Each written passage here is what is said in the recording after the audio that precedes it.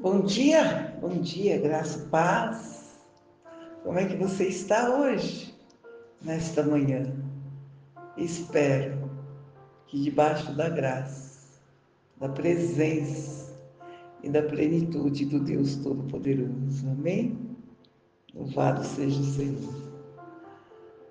Hoje nós vamos estar falando sobre as parábolas do Senhor. Impressionante que o Senhor sempre usava parábola, que era pegar coisas do cotidiano para explicar a grandeza do reino, de forma que todos entendiam. E não foi diferente na parábola do semeador, lá em Marcos 4. Na palavra do semeador, o Senhor vai descrever 4 tipos de solos, onde a palavra dele é semeada. O solo duro, à beira do caminho, o pedregoso, com espinho e o solo fértil. O semeador é ele, o terreno é o mundo. As sementes boas são as pessoas que pertencem ao reino. O joio, as pessoas que pertencem ao maligno. E quando ele termina de contar essa parábola lá em Marcos 4, ele diz assim: se vocês têm ouvido para ouvir, então ouçam. Na verdade, o Senhor não está falando aqui do ouvido literal, até porque quem de verdade fosse surdo, ele poderia falar quantas vezes que ele quisesse, e o resultado seria o mesmo. Jesus está falando aqui da forma de ouvir. Ele estava dizendo: ouça com atenção. Aqui, ele está comparando o coração do homem a um campo ou a um terreno em que a semente é lançada. Os frutos que a semente produzirá dependerá do tipo de solo que for o meu e o seu coração. Provavelmente, eu e você já fomos juntos à igreja, né? Assistimos o mesmo culto, a mesma palavra. E ao término do culto, você vira para mim e diz: nossa, a palavra hoje estava estranha, né? Não falou comigo. E a palavra pode ter falado tremendamente comigo. Você entende? É o tipo de solo. É como o seu coração está naquele momento, naquela hora. Ou então, pessoas que frequentam a igreja por anos a fio, e a gente não consegue perceber nelas nenhuma mudança. Não muda o caráter, a maneira de agir, a maneira de falar. A vida permanece a mesma. Nenhuma mudança, nenhuma transformação, nenhum quebrantamento, nenhum sinal de arrependimento. Você provavelmente conhece pessoas assim. Para essas pessoas, a palavra sempre cai à beira do caminho. E o que é um solo à beira do caminho? Representa um coração dividido, que não está inteiramente no caminho. Se você tiver com a sua Bíblia aí, abra lá em Mateus 13, no versículo 19, ele vai estar falando assim, justamente sobre esse. As pessoas ouvem a mensagem do reino, mas não a entendem. São como as sementes que foram lançadas à beira do caminho. O maligno vem e tira o que foi semeado no coração delas. Ouvindo alguém a palavra do reino e não entendendo, o inimigo vem e arrebata. Essa semente, ela foi semeada ao pé do caminho. Lá em 1 Reis 18, versículo 21, o profeta Elias pergunta ao povo assim: até quando vocês cochearão entre dois pensamentos? Se o Senhor é Deus, sigam-o. Se Baal é Deus, é o seu Deus, então sigam-o. Porém, o povo não lhe respondeu nada. O povo ainda não tinha decidido que Deus ele queria seguir. Eis que eu coloco diante de vós a bênção e a maldição. A escolha é minha e tua. A bênção, quando cumprirdes os mandamentos do Senhor vosso Deus, que hoje vos ordeno. Porém, a maldição, se não cumprir os mandamentos do vosso Deus, e vos desviardes do caminho que hoje vos ordeno, para seguirdes outros deuses. Era como se o profeta estivesse dizendo para eles: está diante de vocês. Escolhe, por favor, povo, que Deus vocês querem seguir. Lá em Marcos 10, do 46 ao 52, vai contar a história do cego Bartimeu. A palavra diz que ele vivia à beira dos caminhos. Entretanto, porém, após o encontro com Jesus e ter os seus olhos abertos, ele passou a segui-lo. Em João 14,6, Jesus disse: eu sou o caminho, eu sou a verdade, eu sou a vida. Ninguém vem ao Pai, senão por mim. O segundo solo é o rochoso ou pedregoso. Representa um coração endurecido.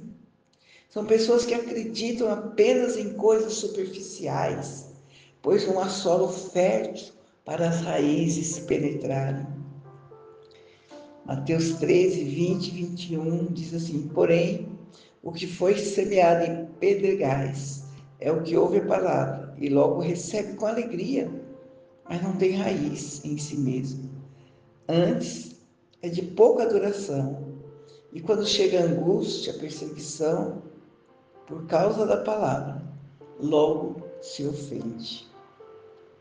E de acordo com Mateus 13,15, Jesus encontrou um povo de coração tão endurecido que ele citou o cumprimento da profecia de Isaías que dizia: porque o coração desse povo está endurecido e ouviu de mau grado com seus ouvidos e fechou os olhos para que não veja com os olhos e ouça com os ouvidos e compreenda com o coração e se converta e eu os cure. Eu não consigo curar se você não ouvir de verdade. 1 Samuel 25, 37 vai contar a história de Nabal, né? O rico Nabal, egocêntrico, egoísta. Quando Davi estava na terra dele, né? Cuidando do gado, manda um mensageiro pedindo algo para comer para ele, o soldado. E Nabal nega. Quantas pessoas queriam ter o privilégio de ter Davi e os seus exércitos cuidando dos seus bens? Nabal endureceu o coração para atender um pedido do rei Davi. A história você sabe. Abigail, sua esposa, foi ao encontro e salvou ele de morrer ao fio da espada. Mas o coração dele endurecido o fez adoecer e morrer em 10 dias. Lá em Ezequiel 11, do 19 ao 20, o Senhor tem uma promessa para o coração endurecido, sabe? Ele promete fazer um verdadeiro transplante espiritual no coração de pedra das pessoas. E lhe darei um mesmo coração, um espírito novo, porém dentro dele, e tirarei sua carne e o coração de pedra.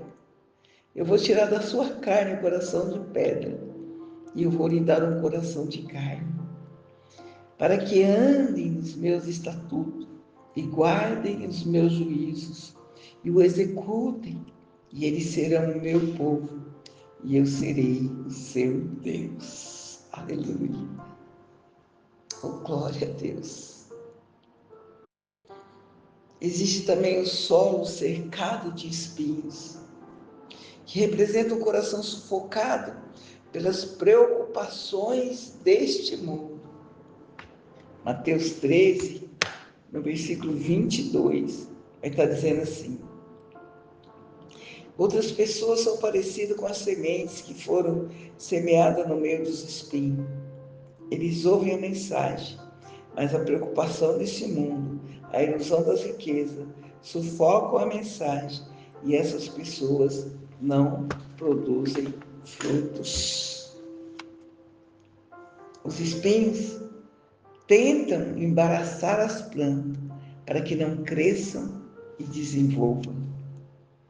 Hebreus 12:1 diz assim: portanto, nós também, pois que estamos rodeados de uma tão grande nuvem de testemunhas, deixemos todo embaraço e o pecado que tão perto de nós rodeia e corramos com paciência a carreira que nos foi proposta.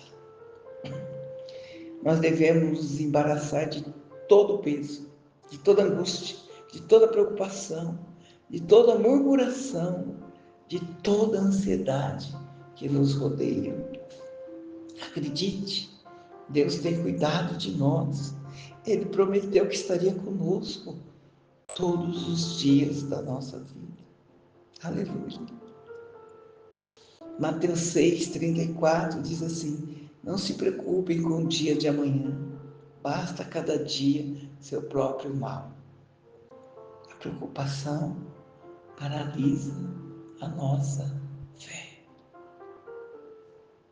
As preocupações, a inquietação divide a nossa mente entre as coisas úteis e prejudiciais.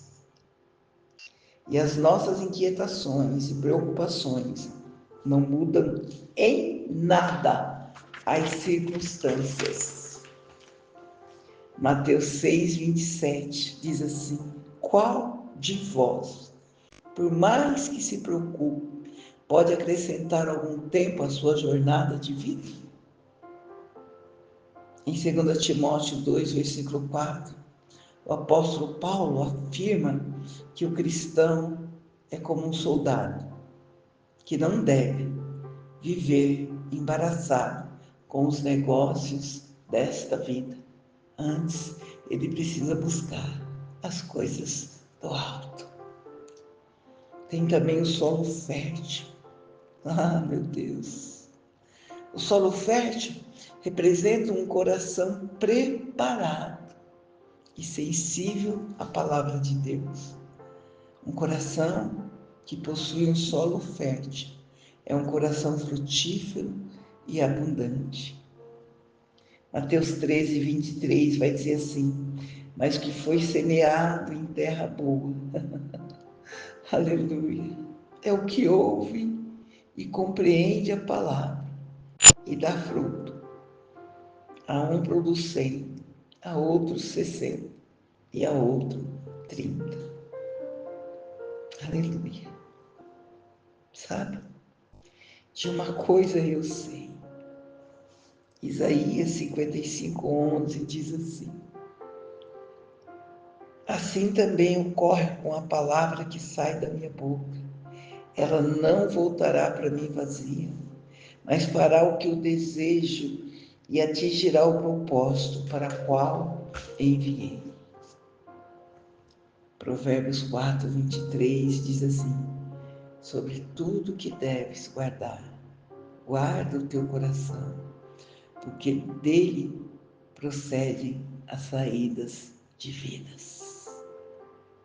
Oh, queridos, as pregações, os discipulados, as exortações que fizemos, são as palavras proferidas por Deus e não serão em vão jamais, mas cumprirá o seu propósito no tempo certo, segundo a vontade de Deus. Amém. Bom dia. Bom dia.